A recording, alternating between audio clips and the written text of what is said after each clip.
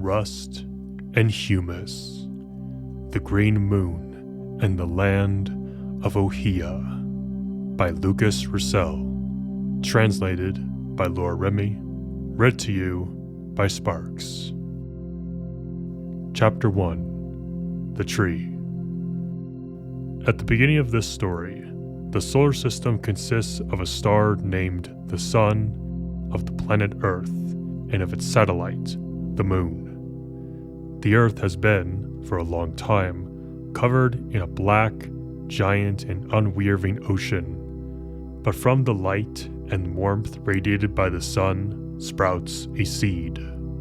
From this seed, an immense tree covered in golden mother-of-pearl bark grows.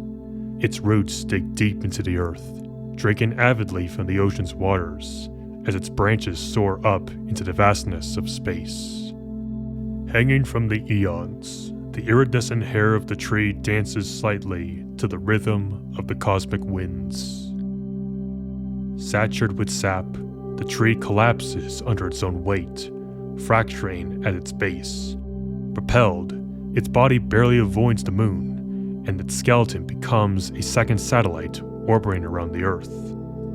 Left behind is the base of its bowl that remains above the water and forms the only terrestrial continent, Ohia. Wanderers. At the time of the tree, space is populated with cosmic wanderers that roam from planet to planet. Most of them are vestiges of forgotten civilizations, or former gods turned senile. Some can manipulate dream magic to kindle anew the flames of old stars, sculpt the oceans, and give rise to the wind. Chapter 2.1. The Green Moon. When the tree breaks, the moon is still a desolate satellite of pebbles and stone. There, the cosmic wanderers set about creating an orchard. They shaped large bodies of water that widened the seas. The land gets covered in lush vegetation that is filled with the fragrance of flowers and sweet fruits. When these gardeners depart from the moon as a garden, the vegetation rapidly grows wild. Inland, insects that clandestinely reach the moon multiply now that the gardens have been abandoned. They populate the wide verdant steppes and the thick forests that swallowed the orchards. Several species that have been evolving since the Selenic waters flowed from the oceans, established coastal cities, and occupied thousands of scattered islands. The gardeners leave behind a guardian, the oracle. Weary of observing the mute stars and the growth of plants, the oracle molds beings from the clay that surrounds him. He trains stones on how to move according to the course of the sun, and teaches dust the secret of reason. Map of the ancient orchards of the moon after the sun grew colder. Primeval beings. The primeval beings are creations of the gardeners. The water beings make up the oceans and fish. Much later, some of them can still be encountered in isolated pools. The giant mollusks mantle the sea bottoms. Their empty shells often wash ashore on the beaches, and, once broken down by the waves, from glittering sand. The hills where the oracle lives are regularly adorned with varied offerings. The chitinous tribes come there to request the sound of plants and hear the ethereal hum of the oracle. Mineral beings. Many plants were carved from stones. This explains their ability to rapidly return to their mineral state, whereas the stones travel to follow the rays of the sun. Lunar insects. The clandestine eggs of the insects arrives on the moon at the same time as the cosmic wanderers. Folk cities. The marbled cities of the folk proudly soar high into the skies. The folks are excellent engineers and star observers. Their dirigibles roam the lands, and their ships conduct trade on the seas. Thousand Isles inhabitants. The 1,000 isles that dot the oceans are populated with diverse sailing, mining, and trading species. When a door comes into the world by emerging from the stones, a solto being is fashioned. The small thing is then doomed to drift on the beaches until its figure is corroded by the elements. Abruptly, the sun cools down, causing great changes on the moon. The climate turns colder and more unpredictable. Forests shrink and seek refuge away from the icy winds as the bulk of the continent's vegetation transforms into rock to resist the weather. Each year, the snow falls ceaselessly for months on end as rivers turn to ice. Climate change disrupts the lunar populations, who enter fierce competition. The seas fall victim to bands of pirates and warships from the cities, as later engage in ruthless battles on land and sea. Ocean levels gradually go down as storms become more frequent. Tall waves engulf whole islands. The shapeshifters and dust beings take advantage of the ongoing agitation to satisfy their appetites and settle their own individual quarrels. With their ability to change shape, they infiltrate the cattle and the isle's inhabitants. Offering their service to the bellicose kings, they manipulate and curse, striving in vain to warm up their cold stone heart. The dust beings came down from the mountains to blend into other species of the isles. Their solid heart alone is vulnerable, which makes them formidable enemies. Chapter 2.2 The White Moon. Civilizations crumble one after another as a result of climate change and the conflicts that subsequently arise. The moon turns white, covered with snow. Come from beyond the sea, metal and fire beings, the dragons, invade the isles and are fought off with difficulty by the inhabitants. Giant insects emerge from the waves to assault the beaches in search of food, which now has become far too scarce at sea. The continent and the folk cities are wiped out by the onslaught of the horned monsters. There remains, on the moon, no more great cities, but only ruins. The rare beings that still wander its perpetually snow-covered surface attempt to warm up by following the dying sun. The old and blind oracle creates moths to document the things of the past and the things that will be, in the hope that one day the gardeners will return to visit their orchard. Dragons, like shapeshifters, are wont to store their heart in unexpected places. Come from beyond the seas, these metal beings flee the rains where weather is cold. The colder the seas get, the more great insects are driven out to the waters. They eventually swamp the beaches, driving away the tribes that had settled there.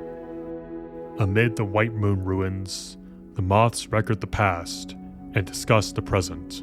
The former cities are also haunted by thorn beasts. The size of the isle's population inexorably decreases as the oceans are emptied out of their waters and forests turned into deserts filled with rocks. Annex. Those that will come to the moon. Come around to the snow-covered moon will be great iridescent whales, some of which will stay to live into old age. Next will be magician butterflies visiting the ancient ruins.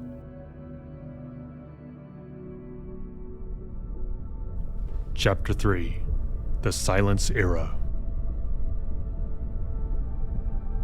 As the moon progressively gets coated in snow, life develops in the black ocean on Earth. When the tree broke, its sap flooded the ocean, shaping giant coral reefs in molted patterns where new forms of life evolved into an array of shapes to create a new ecosystem. Before the growth of the tree, alone, one great crustacean species lived in the black ocean covering the world. Feeding on sparse organic matter, it regulated its own population growth by cannibalism. The appearance of coral reefs hastened its development and extension into numerous species. The primordial mire creatures. On Ohia emerged land. While the corals are growing, stupid beings rove the mire that layers the surface of the only continent. Chapter 4: The Titans Era. During this time, terrible giant fish rule over the seas. These leviathans wage battles to assert their dominance and extend their aquatic territories. Amongst these colossal beings, one Cnidarian species, the Titans, have particularly well developed. Made of identical clones, the Titans collectively dream of leaving their somber depths of the ocean, but find themselves unable to do so. They gather and give shape to beings endowed with the ability to carry this out in their stead, the giants. The first giants are the great curious whales fated to explore the sky. The second ones are the nimble starry giants who will roam the surface of Ohia. Such a great task exhausts the Titans, who start declining once giants leave the ocean. Before their disappearance, the Titans bring the last of the giants into the world, the black ghouls. These tall octopuses will have to survive in the deep waters of the reefs. The Titans live in large groups, dwelling amongst the coral reefs that border Ohia. Stemming from scions on the body of the mature adults, each new Titan is a perfect replica of the others. Invested with a hive psyche, the Titans share a common memory that makes them deeply social beings. They convene to dream together, and from these collective dreams, extract the giants. Annex: those that will come to the Earth. The Folks organize a few exploratory missions on Ohia. While on the moon, their civilization withers. Several small colonies subsist on the continent. The few plants they brought along survive well enough to feed them. The occasional insects that slip into the sacks of seeds are hunted by domestic cats. The colonies eventually disappear once the Folks abandon their legacy to cross the forests that will later spread. Their servants, moving into the ancient veins of the tree, never to surface again. The automatons rot and their buildings are absorbed into the ground. Small groups of angels will also come down to Earth and inhabit isolated mountains. Chapter 5: The Giants Era. The great whales egress the waters to explore the sky. Some rise so high they die from exhaustion, while the few land on the moon. Most of them remain in the skies above Ohia, where the clouds are swollen with aerial plankton. Sliding with indolence across the beautiful day's blue sky, they watch as the huge storms brew, devastate the ocean, and relentlessly batter the bare earth. Meanwhile, on Ohia, the starry giants rise from the eroded bark cliffs and explore the all but bare and sullen continent. They decide to use the few punny plants and dying insects to create vast forests.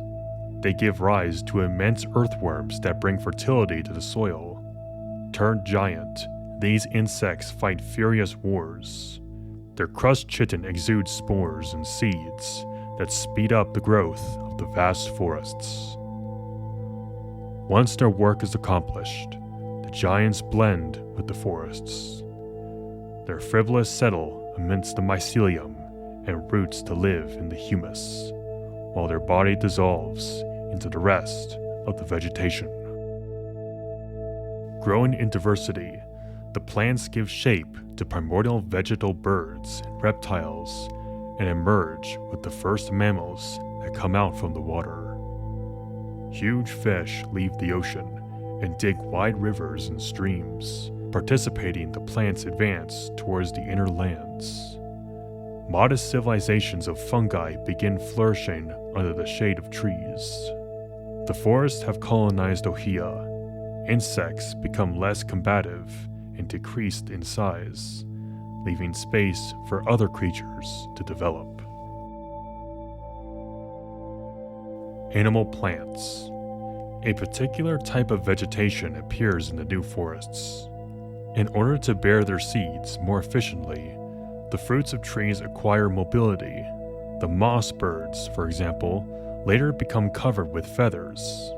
Trees double down on their techniques to attract the mammals that venture out into the water. Some create direct copies of the animals or capture their dreams to offer sweet fruits bursting with seeds. Other plants take on predatory behaviors and hunt for insects and mammals. Forest dwellers. Mobile plants and fungi populate the deepest mature forests. The first mammals, descendants of the fish that left the dark waters to take advantage of the newly abandoned supply of food provided by Ohia. Mammals evolve quickly at the edge of the woods. Small tribes develop along the expanding rivers dug by the Mogs. And Naraks multiply thanks to the growing population of small insects. Chapter 6. The Scielence Era. Ohia is covered with a vast forest that stretched from the north to the south, interrupted only by a few clearings. The insect wars are now but skirmishes. The insects, predators, the voracious Naraks profit from this decrease, as do the birds and the reptiles that the plants created. Throughout the first part of the era of the ancients, the birds and reptiles found sparse civilizations on the continent. They hold sway over Ohia. Each of the two species harbors an ancestral hatred against the other, inherited from reciprocal predation of their eggs. Lesser tribes of mammals simultaneously thrive, interacting little with the reptiles and birds. The first reptiles were predatory plants. As of this time, they are cold-blooded beings. Most of them are serpents that still hunt alone, but the learned Onshires instruct the Cyclops and the salamanders who build hamlets in the shelter of the woods. The Onshires dwell in caverns where they study miscellaneous disciplines such as metallurgy or writing. Together with the Cyclops, they form the intellectual caste of the reptilian civilization. The Society of the Birds, descendants of the plants, is composed of multiple hierarchical brood villages. On top are the raptor warriors, followed by the well-read, and lastly, the flightless birds. When the broods are not fighting each other, they loot the reptilian territories. Due to their unending conflict and the fall in temperatures, the Avanians and reptilian civilizations decline. The cooling brings about a vast frozen land that soon spreads over the entire northern region of Ohia, wiping out the forests. The birds and the reptiles have no choice but to relocate to the south in an exile to more confined territories. The glaciation period also affects the insects and the Naraks, who grow up smaller. Mammals resist the cold slightly better. The formation of ice floes make it possible for multiple aquatic organisms to colonize the mainland. Small garrisons of coral beings find refuge on land, fleeing from the invasion of starfish. Meanwhile, several crustaceans set up camps on the coast, always going further south. The birds. The arrogant raptors and their ministers dominate the broods. When the glaciation comes, the precious eggs of these tall birds no longer hatch. As the avian civilization collapses, the birds scatter towards the mountains of the south to survive. The reptiles. The first reptiles who witnessed their sap turning into blood are the Whisperers, inhabitants of the humus of Uhia's oldest forests. Incubated by the leaves, their eggs give birth to many species. The second ones are the Ontiars, who lecture the salamanders in construction, the Alsams in smithing, and the Cyclops in the planet's dreams. After their disappearance, the teachings of these Ontiars rapidly fade from the reptile's memory.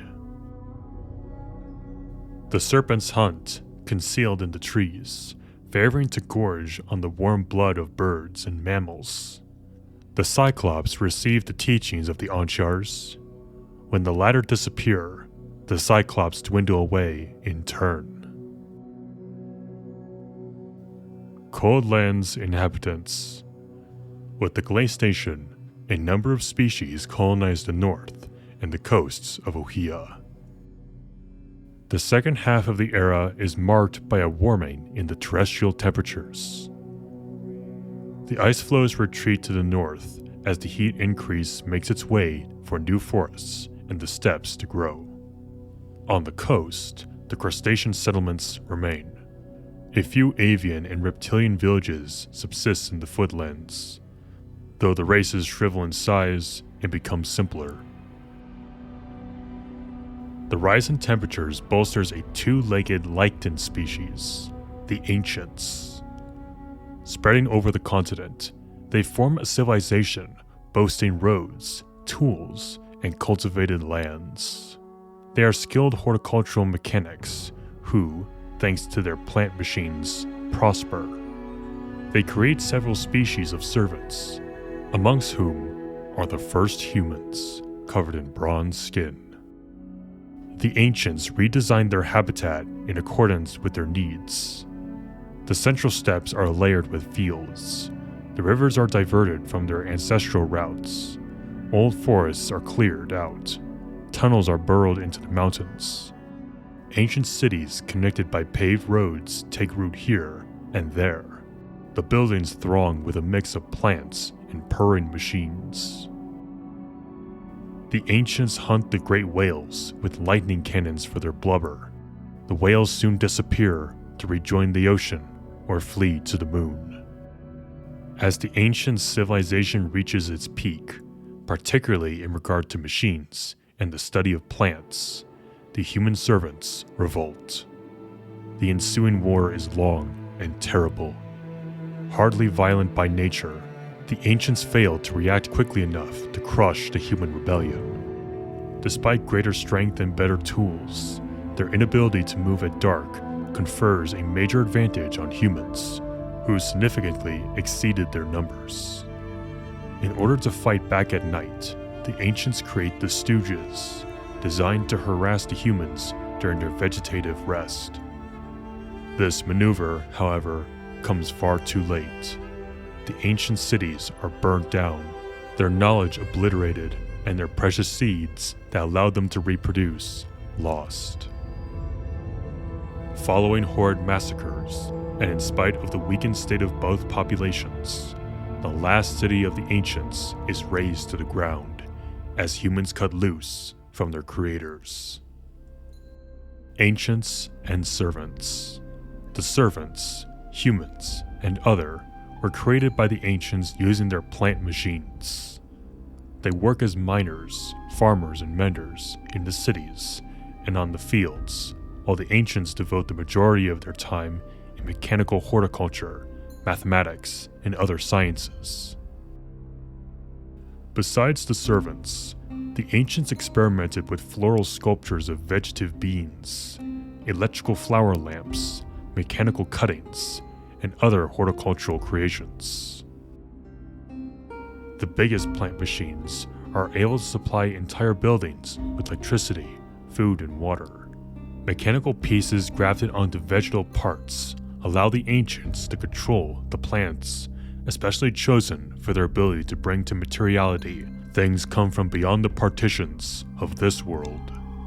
When running, the machine produces a distinctive sound halfway between a purr and an exhale of innumerable flutes. The machines and their creations are lost during the course of the war. Chapter 7: The Modern Epoch. Humans survived the extinction of the ancients with great difficulty. Their appearance is profoundly altered. Their body mass largely decreases, and their skin forfeits the copper tint it derived from the ambrosia given by the ancients. They endure the last of the Stooges' assaults, famine, and sickness. The humans live in small nomadic tribes before settling down at the center of Ohia as the southern lands turn into desert. Having taken to occupy a city known as the Heart, a group of them rediscovers the ancients' machines and crafts improved versions. These new machines, the autofabs, prove much more efficient at creating things out of emptiness than the previous ones. Thanks to this miracle, from the Heart spreads forth a labyrinth, an immense self-built city where humanity comes to find refuge, lured by the promise of effortless and abundant food. The time of night terrors and legends give way to that of the Cyclopean cities. The human populations. Throughout the modern era, humans spread across the continent. They come into conflict with a few tribes of other species that are forced to take refuge in more barren and inaccessible lands. Humans separate into semi-nomadic communities before progressively settling down. City-states develop at the center of Ohia. There, they fight for access to the rare pieces of land spared by the aridity that creeps from the south and the cold that lowers from the north. The Heart. The Heart is a scientist city whose inhabitants descend from the groups of humans that strove to preserve the knowledge of the ancients. Generations after generations have patiently taken note of the machine's secrets and handed them down. The Heart gradually extends its influence over the nomadic tribes and the human cities, training physicians, engineers, and literary intellectuals. The mechanics renovate the city's electrical circuits and upgrade its generator. Mechanical beings endowed with artificial and limited intelligence, the Exos, are built. But the primary aim of the city is to restore the ancient plant machines to life. Chapter 8: The Age of the Maze. The south of Ohia turns into a desert, while the north is increasingly overrun by frozen lands. The labyrinth carries on spreading, a maze of concrete and veins teeming with humans who drain the machine's resources without respite. Around the labyrinth, the land is poisoned with plastic and chemical waste. Running at the human service, risen to consume from birth to death, the city never stops, producing more and more food to fill the plates, energy to power the devices, objects for the homes. The Autofab Agency manages the eponymous machines that serve the interests of the Heart, which is located at the center of the labyrinth. Headed by artificial intelligence, the agency correlates the machine's production and the inhabitants' demands. Every machine is a factory, its skin providing housing and stores for the humans to live. Shaping alleys and weaving districts as they grow, the machines engrave the architecture of the labyrinth. Many roads lead to dead ends, and circulating the different areas sometimes proves laborious. The inhabitants, however, seldom need to travel very far.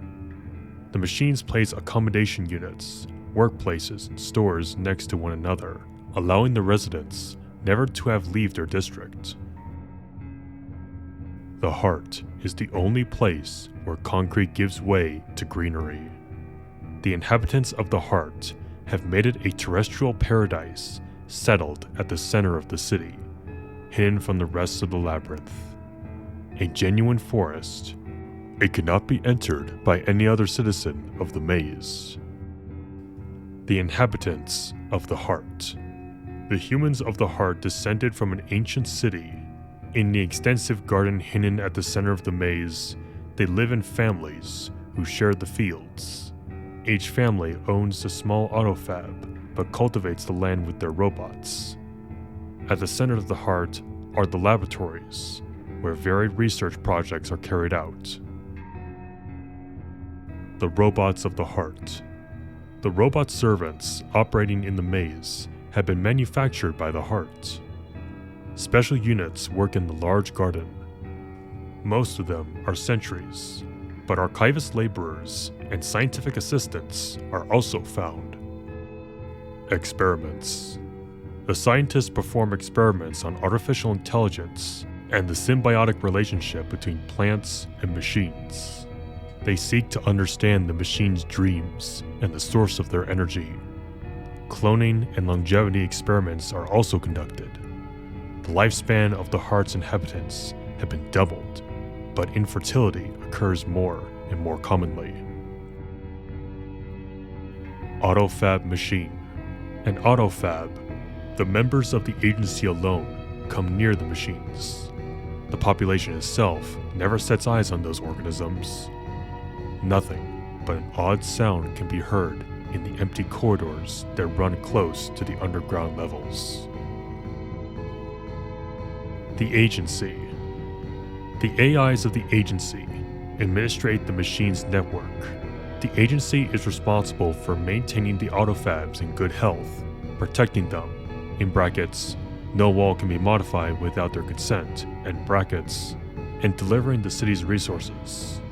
Towards the end of the Labyrinth era, the machines are seized by strange behaviors, producing rejects that take the form of unordered items, distort the concrete fabric, or interrupt the manufacturing process.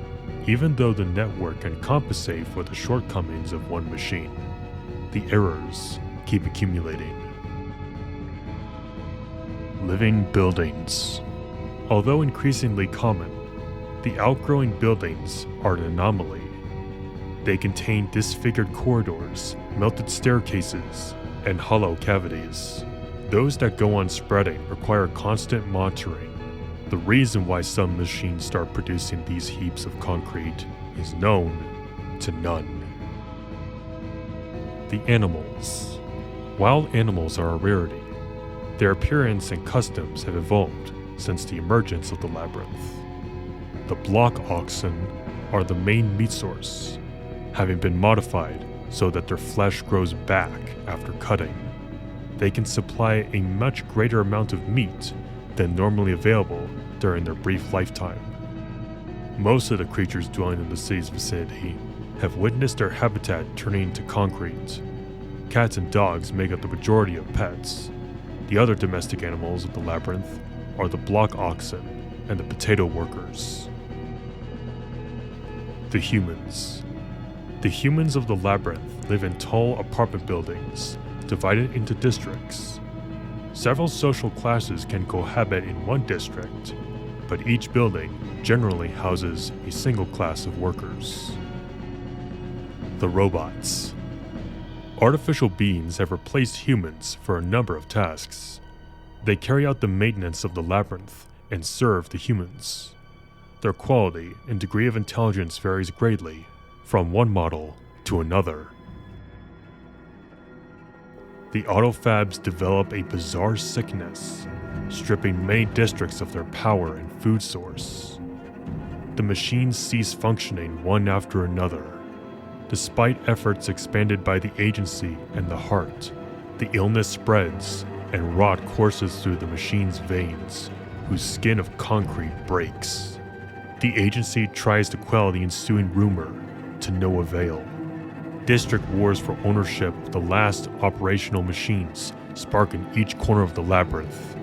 Corridors and lift shafts become genuine cutthroats, as food comes to represent the only asset of the labyrinth. Machines are tampered with. The agency's network collapses. One of the impaired machines explodes, and a substantial amount of energy bursts out, causing a chain reaction that sweeps through the city. The machines scream in agony. The cry reverberates across the labyrinth. Eardrums rapture, walls fall apart, and the districts crumble. The ashes of the city rain down for years. Silence clears the ruins. The city has finally halted.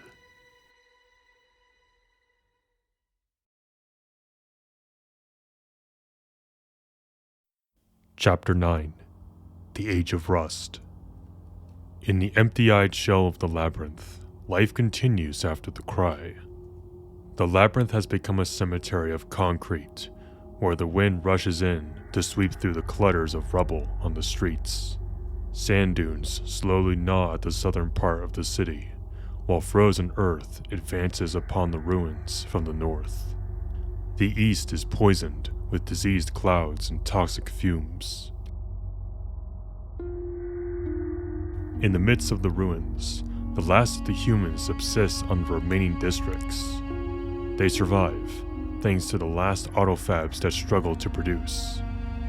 Two main factions, the Kingdom and the Crescent, compete to extend their influence over the smaller colonies.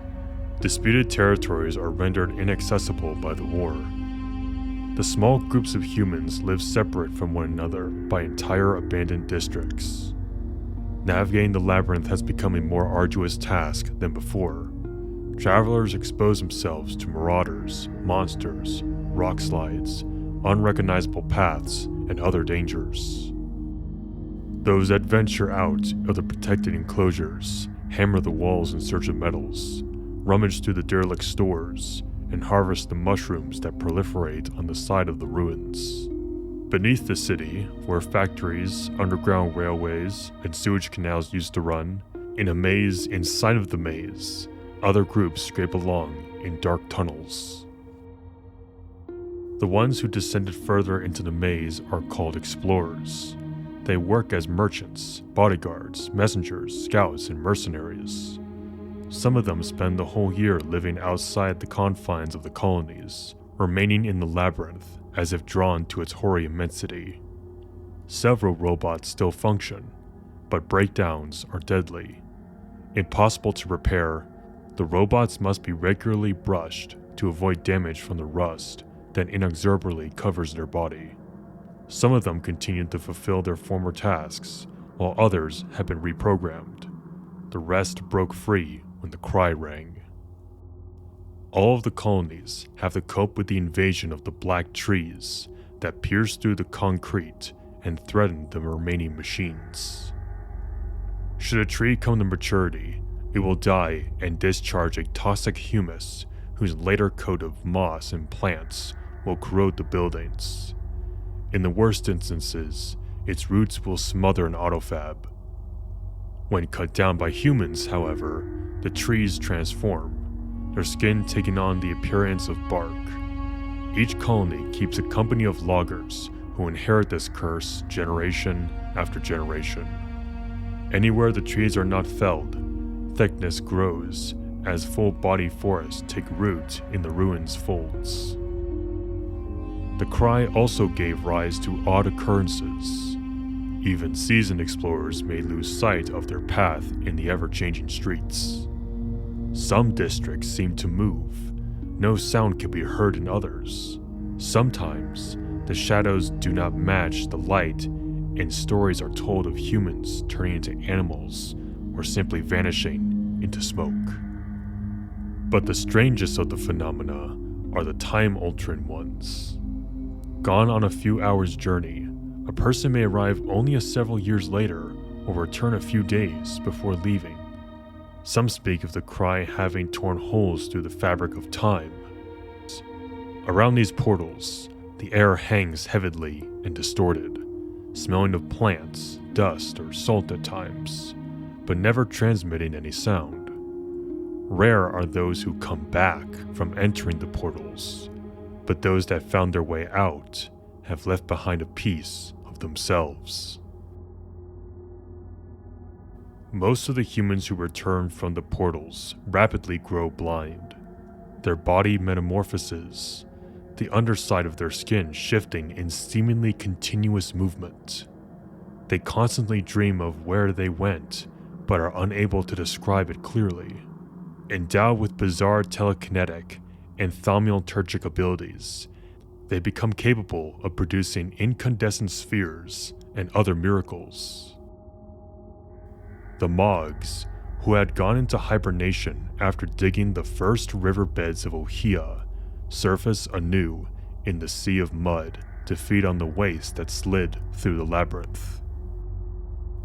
The humans. The humans inhabit the southern region of the ruins. Their colonies are scattered above and below the street's surface. The humans do not dwell alone in the ruins. In their torment, the machines have warped space and surrounding matter, making way for the appearance of novel and diverse life forms.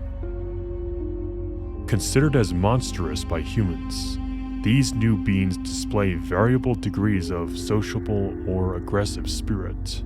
A certain amount of them have integrated into the less intractable human communities, or those that enjoy a sufficient supply of resources to share and make a profit. Several major factions have emerged since the Cry, such as the Lucanity Hive of the Melted City or the water-driven mutants of the Black Tower. Many other tribes unite or fight to survive in the labyrinth.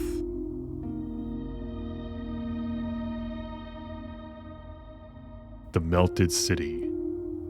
The apartment blocks have liquefied as if beaten by intense heat. The streets are encumbered with strips of concrete pierced by rust spikes. The ochre waters of the vein run through these dreary and hardly passable ruins. The Rust Lake. Laden with metals, the waves of the lake bring a sanguine tint to the banks. The grating of the rust brings ripples across the orange-tinted surface. The Poison Wall. The east is smothered in a venomous shroud. Underneath, the nebulous city seems void of any life. Those that live near the wall can hear echoes of gaunt creatures prowling through the twilight passageways. The Blue Waste and Plastic Sea. The poisons carried by the artery have woven a jungle of blue fungi that shimmer weakly at night. There, the neighboring inhabitants nurture the mushrooms while avoiding the pockets of poison. The Dragon's Desolation. The advance of the vast southern-born desert is stemmed by the forest of mushrooms and the roots of the gigantic plants that grow along the edge of the labyrinth. Here and there, the sand dunes have swathed entire districts. The desert is dotted with a few oases and ancient wells maintained by the nomadic humans of the age. The dragons are among the only beings that navigate the wide plains of sand, feeding on cacti. Nomads say they could travel down to the end of the earth, where the desert is at war with the sea. To breed, the dragons place their sperm and ova in a waterhole. This method can lead to the contamination of human fetuses. If the child survives, he will be a hybrid. The Fringe. Numerous humans and monsters survive on the exploitation of the fringe of the mushroom forest. Its importance has made it the epicenter of conflict between the Crescent and the Kingdom, ensuing which many cultivating colonies face destruction. Where located away from the two factions, the forest remains a vital source of food and materials. The Bone Desert.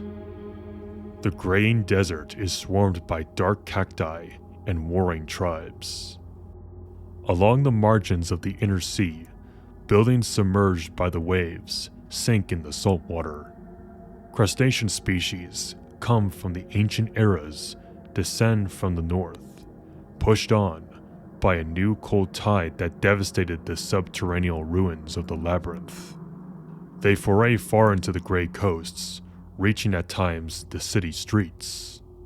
South of the labyrinth spreads a wide forest of fungi, whose growth has halted after eating into a large part of the maze. Many beings dwell near its fringe, as the mushrooms provide one of the best sources of food, wood, leather, and clothing of the labyrinth. Venturing deeper into the forest requires special protective attire, the spores sometimes proving dangerous. The heart has survived the cry, but struggles to mend its hole-ridden borders and to keep its research projects running. Inhabited by an increasingly diminishing population, its exposed territory elicits many desires. Equipped with robots, a few families cultivate their land and stand a fierce watch over their tenants. The researchers of the heart have shielded from the crawling things of the dying city. As most of the inhabitants are sterile, scientists painfully strain to balance the lack of newborns with clones. The moss fields and the drowned district. The humid city of the scene of conflict between the fungi and the venomous plants that infest the ruins. A variety of misty grooves extend over the fields of flowers as nunifers grow teeming with opaque ponds. The fens. The mouth of the baying has turned into swamps. Whole districts have been swallowed by a thick mire, forming islets hardly trodden by foot. Rudimentary barges navigate through the ruins and the muddy reed beds. The fens are visited by groupings of crustaceans arriving from the sea or the northern lands. The fault. A great rift runs through the maze. The dreary sea laps at the buildings that were torn from the ground and their flooded cellars. The Moon Valley. The profound creatures are a reminder of the brute violence of the cry. In the folds of their descent down the depths of the maze, beings of the great forest have taken refuge. The Leucadian hives have settled on the other side of the vein. The Great Forest.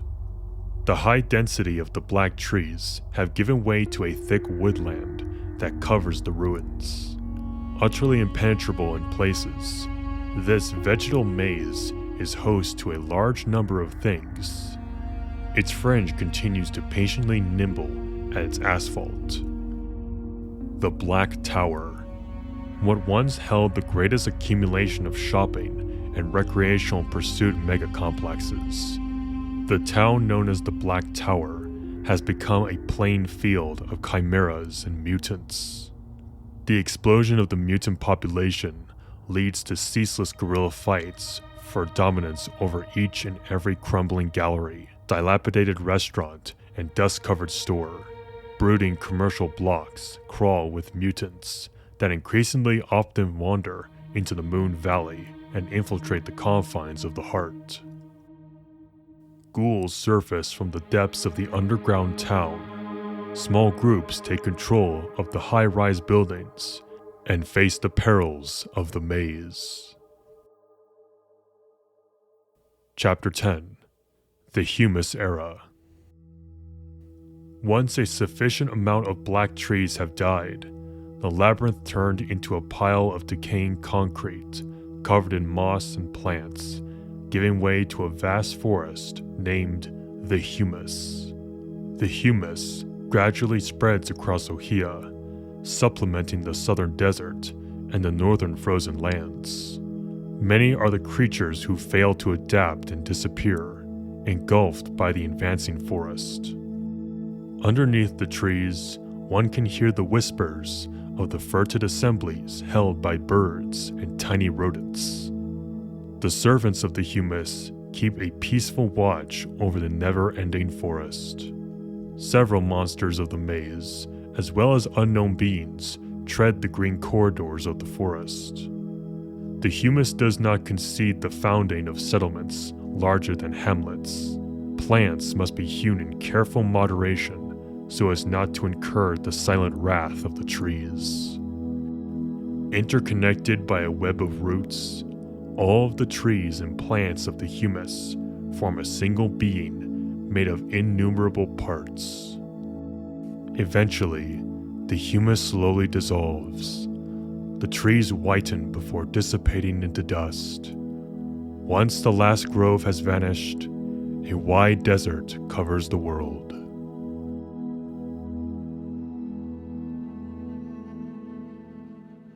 Chapter 11. Time's End. The desert left by the humus is breached with temporal rifts, out of which strange roaming beings come from the birthplace of dreams step out.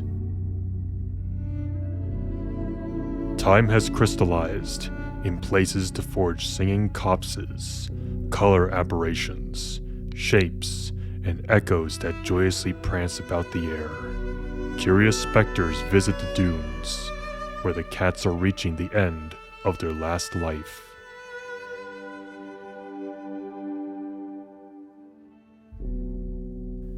Time is no longer grounded by the roots of the trees.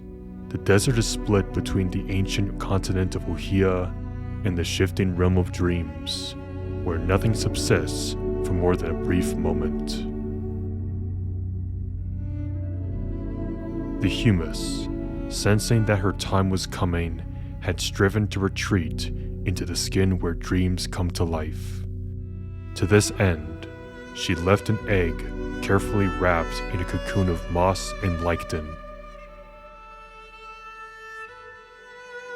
From this egg, a shapeless being has emerged.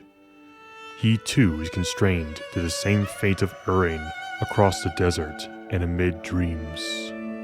For how long does he stay there, alone, unable to approach the time wanderers, or the few beings that occasionally appear on the parched coral beaches?